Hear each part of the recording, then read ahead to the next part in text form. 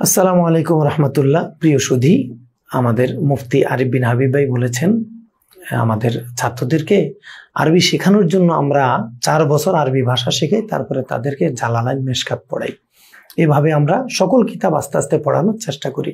তাহলে গবেষণা কমি মাদ্রাসা হয় কি হয় না? কিভাবে হয়? 4 বছর 5 বছর তাদেরকে পণ্ডিত বানায় কোরআন দেয়। এবার কোরআনের পুরা 30 পারার অনুবাদ পড়ে, অনুবাদ পড়ার পর একটু যখন বড় হয় এরপর তাদেরকে জালালাইন নামে একটা কিতাব দেওয়া হয়। জালালাইন পুরাটা আরবি কিতাব। এরপর যখন তারা মেশকাত জামাতে ভর্তি হয় তখন তাদেরকে আরেকটা কিতাব দেওয়া হয়, এটার নাম তাফসীরে বাইজবী। এই তাফসীরে বাইজবী পড়ার পর পরের বছর দাওরায়ে হাদিস, দাওরায়ে হাদিসের মধ্যে বুখারী শরীফ পড়ানো হয়। খুব সুন্দর বাস্তবতা, এটাই যৌক্তিক। আগে আরবি ভাষা শিখতে হবে, পরে কোরআন সুন্নাহ নুসুসের কাছে আসতে হবে। তা আমি আরিফ বিন হাবিবের দৃষ্টি আকর্ষণ করছি।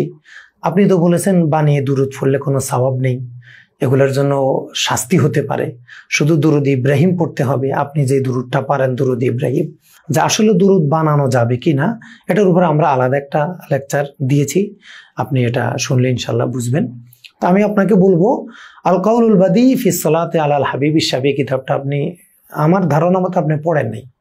যদি পড়তেন তাহলে অবশ্যই এভাবে আপনি বলতেন না। এজন্য আমি আপনাকে বিনয়ের সাথে অনুরোধ করবো আল কাউলুল বাদি কিতাবটা অবশ্যই মেহেরবানি করে একবার হলেও পড়বেন। আল্লাহ তাআলা আপনাকে যে সুন্দর প্রখর মেধা দিয়েছে, আমাদের 10 বার পড়া আপনার একবার পড়া অনেক ভালো হবে। আপনি একবার পড়লেই বিষয়টা স্পষ্ট হয়ে যাবে।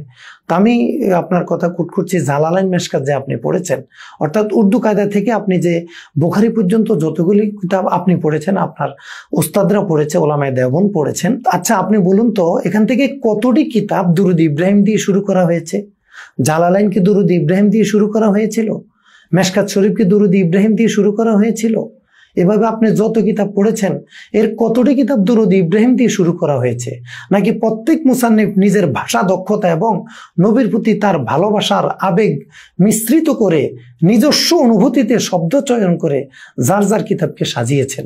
ওনারা কি দুরুদ ইব্রাহিম দিয়ে সাজিয়েছেন, নাকি নিজেরা দুরুদ বানিয়ে বানিয়ে নিজের ভালোবাসা নবীর প্রতি শ্রদ্ধা নিবেদন করেছেন? আপনার কাছে আমার এই বিনীত প্রশ্নটি থাকবে।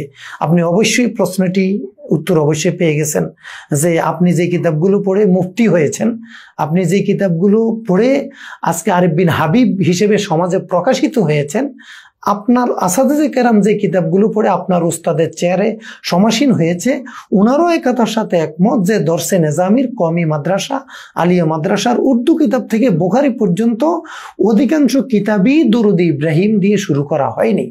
প্রায় সকল কিতাবই নিজস্ব বানানো দুরুদ দিয়ে শুরু করা হয়েছে। আরিফ ভাইকে আমরা বলবো, যদি বানিয়ে দুরুদ পড়লে যদি শাস্তির কারণ হয়, তাহলে এই সকল মুসান্নিফদের কবরে কি শাস্তি হচ্ছে? কথাটা বোধহয় একটু খারাপ হয়ে যাচ্ছে।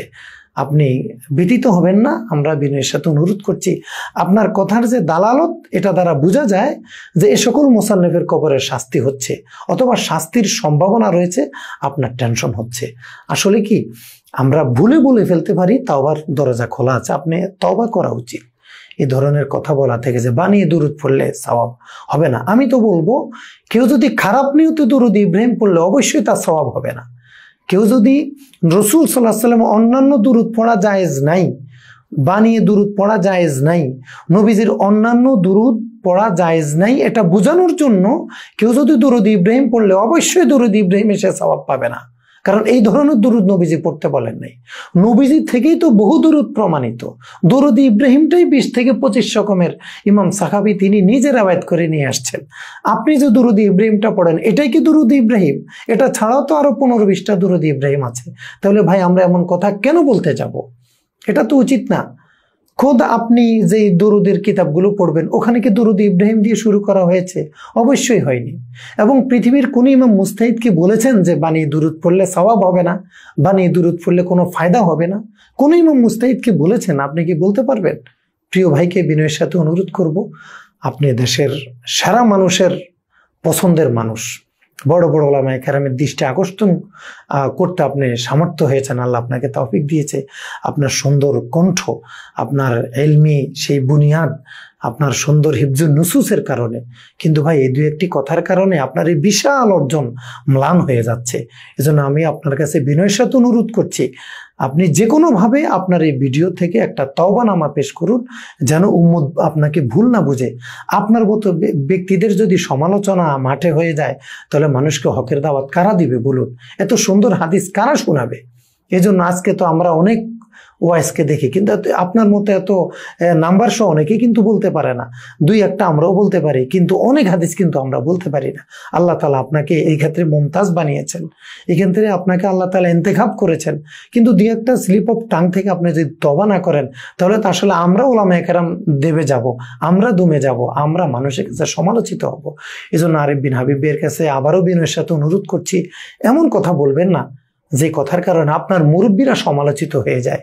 আপনার কথাগুলো কিন্তু এমনই হচ্ছে যে আপনার মুরব্বীরা সমালোচিত হয়ে যাচ্ছে, যে দরুদ ইব্রাহিমই পড়তে হবে, বানায় দরুদ পড়া যাবে না। এই ধরনের কথা একেবারে শরিয়া বিরোধী। আল্লাহ তাআলা আমাদের সকলকে গ্রহণযোগ্য কথা বলার তৌফিক দান করুক, ভুল হয়ে গেলে দ্রুত তওবা করার তৌফিক দান করুক। আল্লাহ তাআলা আমাদের ইসলাম আমাকে কবুল করুক, আরিফ বিন হাবিব ভাইকে কবুল করুক, তার খেদমতকে আল্লাহ তাআলা কবুল করুক। যারা তাকে হিংসা করে, আরিফ বিন হাবিবের সকল হিংসুককে, সকল নিন্দাকারীকে আল্লাহ তাআলা প্রশংসাকারী বানায় দিক। আমিন। আসসালামু আলাইকুম রহমতুল্লাহ।